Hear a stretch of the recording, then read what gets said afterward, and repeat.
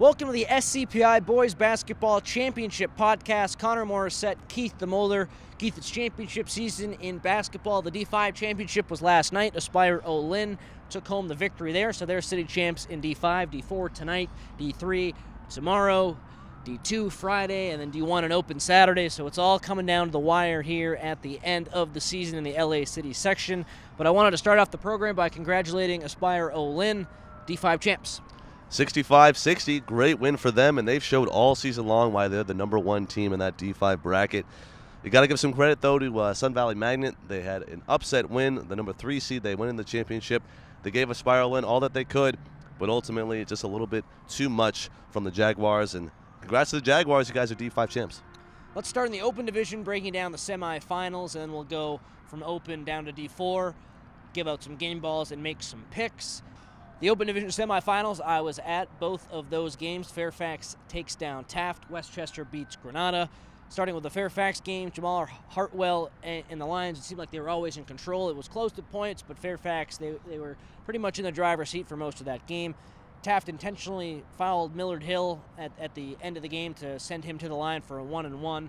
I mean, not an intentional foul, just off-the-ball foul to make sure he'd go to the line. He made both free throws, then Taft turned the ball over. Jamal Hartwell hit 2 free throws, and that won the game for Fairfax. Just a little bit better than Taft, and that's kind of how I saw it playing out, and that's what happened. And on the other side, Westchester routs Granada, even without Jordan Princeton.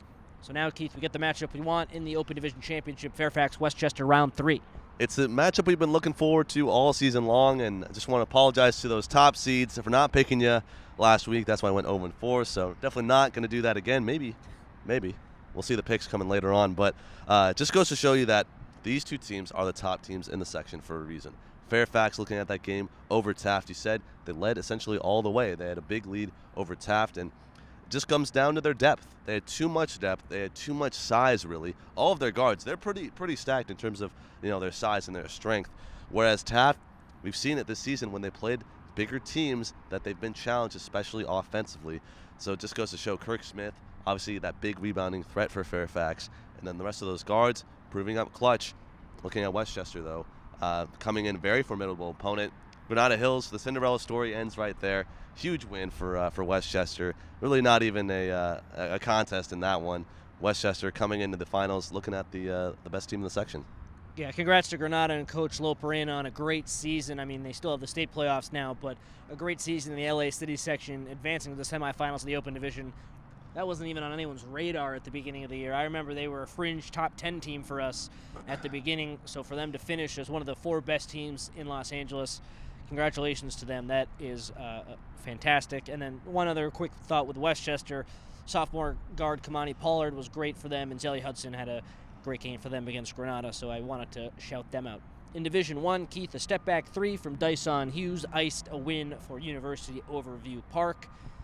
And that game might have been a tougher game than the championship will be for University. George Washington Prep beats Venice in the other semifinal. View Park, the 1 seed, and George Washington Prep, the 3. So University has already beaten the best team on paper, and now they play the 3 seed.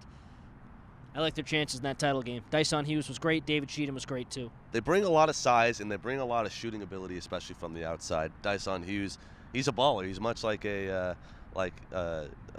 Devin Retrieve, from Birmingham, and he's got that killer instinct when he tries to score. And just looking at University, we've talked about it in previous podcasts, maybe just a little bit underseeded, maybe View Park a little overseeded, but their win, a quality win over View Park, a View Park team that beat Crenshaw, an Open Division team. And so looking at George Washington Prep, their style of play, it's about steals, it's about that zone defense. They can get teams to miss shots, and they have not as much size on that team, but they've been able to compete with bigger squads. So you got to wonder, is the scoring ability from University going to be able to compete against the defense from George Washington Prep? Yeah, that's the question. And I've sold George Washington Prep short at times this season.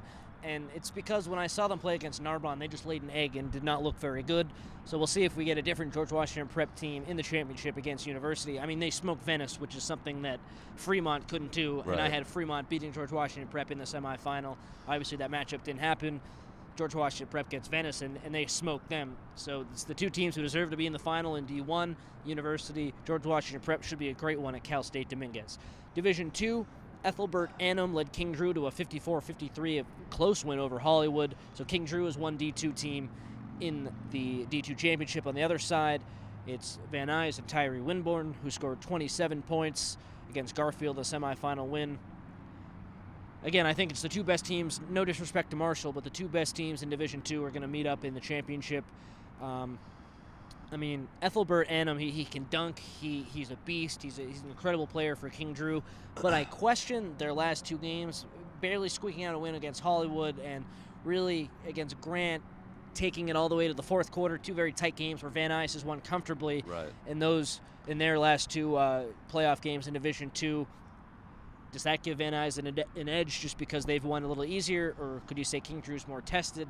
We'll see. And then the other quick point with them, the styles. King Drew plays defense, doesn't allow too many points, doesn't score too many points. Van Nuys scores a lot of points, and defensively I don't think they're quite as good as King Drew. Van Nuys with the run and gun offense, and they like to get those steals, like to get out in transition, much like a George Washington prep, as we mentioned earlier. But yeah, you're right. It is that offense versus defense mentality. And looking at that win over Hollywood for that King Drew team, you got to wonder. King Drew was up. They allowed 6 points on defense in that third quarter from Hollywood, and then Hollywood was able to come back and almost win it. So you got to figure against that 4 seed of Hollywood, was that necessarily a quality win? I don't know. Maybe that King Drew offense sputtering when it needs to be, thriving. They're known for their defense, but you got to wonder, maybe against Van Nuys, are they going to be able to compete offensively? Yeah, and I'm just excited to see how Tyree Winborn performs against some trees down low for King Drew. They're a big team.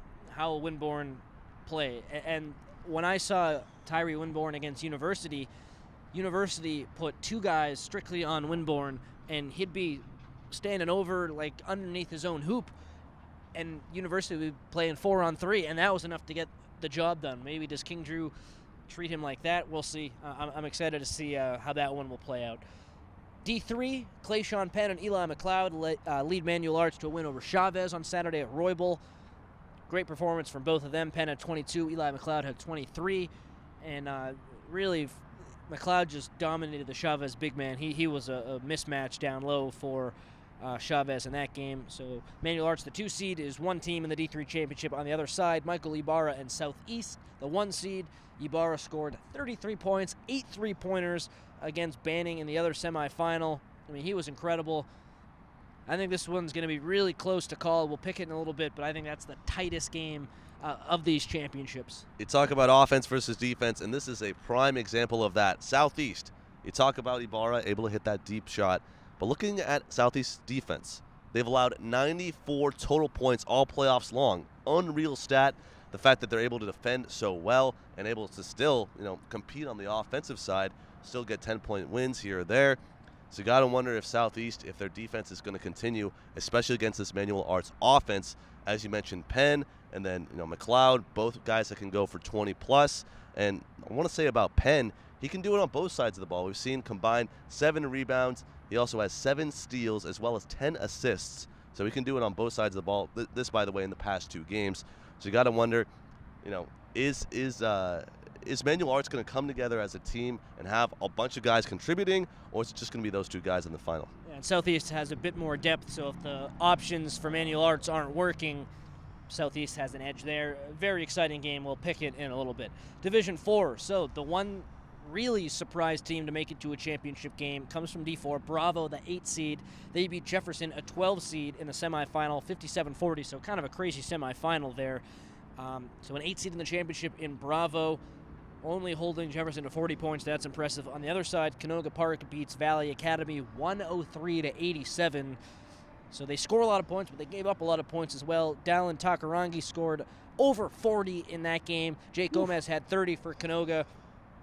Again, we talk about the D2 championship with Van Nuys scoring and King Drew playing defense. Looks like Bravo is like King Drew.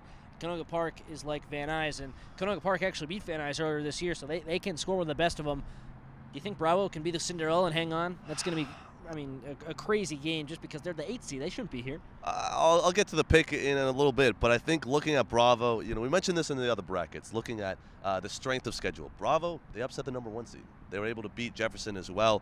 So they've been tested thus far in this playoffs. Absolutely. But look at Canoga Park and their ability to score points. And they have Jake Gomez, Takai Rangi, that whole team They can hit from the outside. They can hit from the line.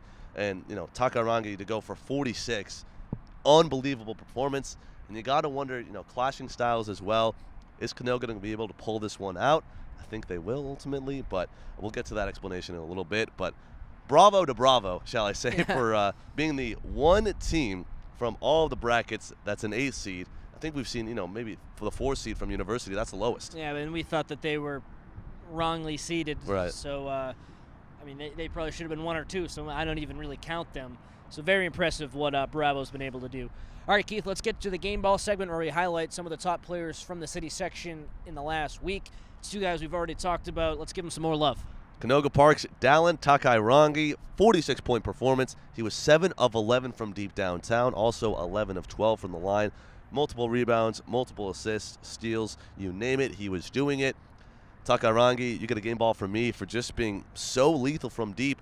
He had his best night ever in high school, 46 points, and he's getting hot at exactly the right time, and I think he's going to be hot in that championship. Speaking of best nights ever, that's what Michael Ibarra did for Southeast against Banning on Saturday. Career high 33 points, 8 3-pointers. He gets the game ball for me. He could not miss. Scored, I believe, the first 16 points for Southeast against Banning. An incredible performance from the junior.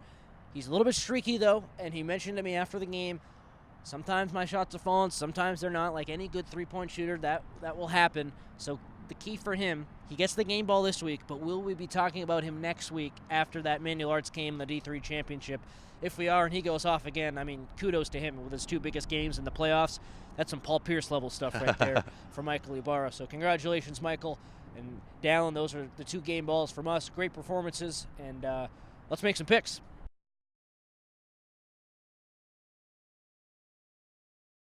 All right, time for our pick segment. Keith, I'm sorry, I got to give you a little bit of grief here. You went 0-4 I know. last week. I went 3-1, not to toot my own horn. So take that for what it's worth. Let's start with D4, Bravo against Canoga Park. I like Canoga Park too much offensively. Jake Gomez has shown to be a big man with a lot of scoring potential, and, of course, Takarangi.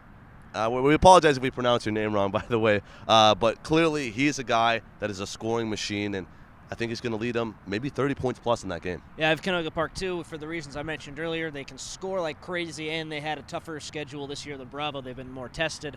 I think that'll show. D3, Manual Arts against Southeast. This was the toughest game for me to pick out of the whole bracket. I'm going to have to go with Southeast. Kind of a, Manual Arts are coming in as a hot offense. And as we mentioned, McLeod, that whole squad, they bring in a lot of talent, a lot of guys that can go for double digits. But when you look at Southeast and what they've been able to do, they've been able to control the pace of play.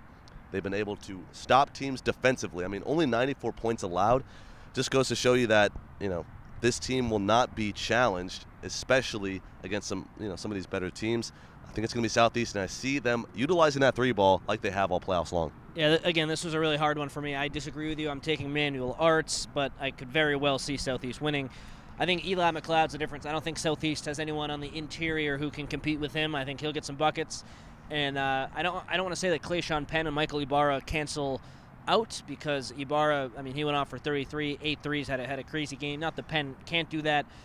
I'm not quite sure if he can reach that high level, but that's 2 elite guards on each side.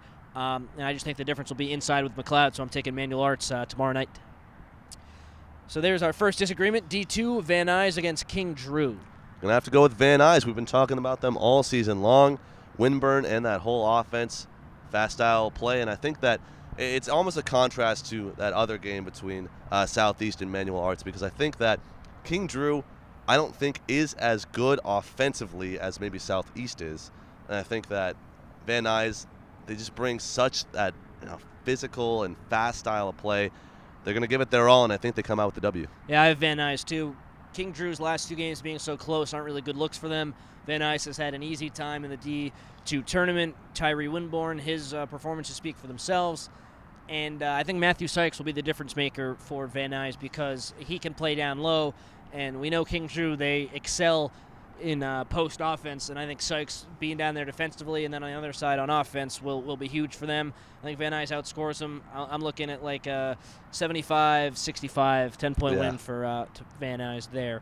All right, Division I, University against George Washington Prep. Going to have to go with University. I have them in the bracket. I have them right now, and I think that nothing has changed. The fact that they've been able to hit their outside shots, playing a really complete game. They've beat View Park, number 1 team in that whole bracket. I think they go all the way. Yeah, I have University as well. Again, I think View Park was a better team than George Washington Prep. So give me University. I think, again, they'll win Dyson Hughes, David Cheatham and company should get that D1 title. And then the Open Division Championship, the rematch of all rematches. They've split so far this year. Fairfax 1-1, Westchester 1-1. Now they'll play for a third and final time. Who do you like? I'm going to have to go with Westchester. I learned my lesson once, picking against the top seeds. We saw how poorly that worked last week, so I'm going to have to go with Westchester. They're going to show, Brinson, maybe game time decision.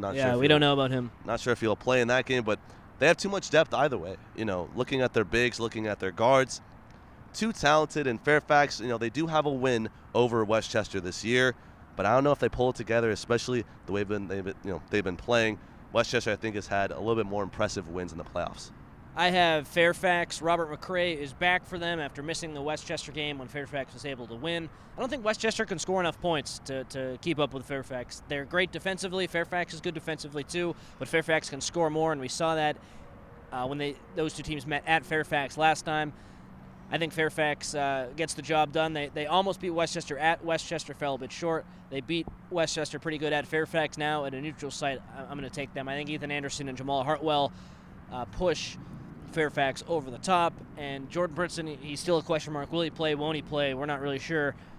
So that makes me lean towards Fairfax even more. So championships, it's already started. D5 last night, D4 tonight, D3, and so on the next few days. It's going to be very exciting time. We'll try to get to as many games as we can. I'm excited, Keith. It's the best time of the year right now. Playoff basketball coming to an end because it's championship season. I love it. I love it. Can't get enough, and I wish there was even more championships. We'll see about that consolation bracket in the Open Division. That's it should be an exciting finish in that one. But I'm really looking forward to that Westchester Fairfax. They've been kind of on a collision course all season long, and a couple of rest of these teams too. We'll see who is the top team from the divisions. For Keith DeMolder, I'm Connor Morissette. We'll do a wrap-up podcast next week. Thank you so much for tuning in. See you next time.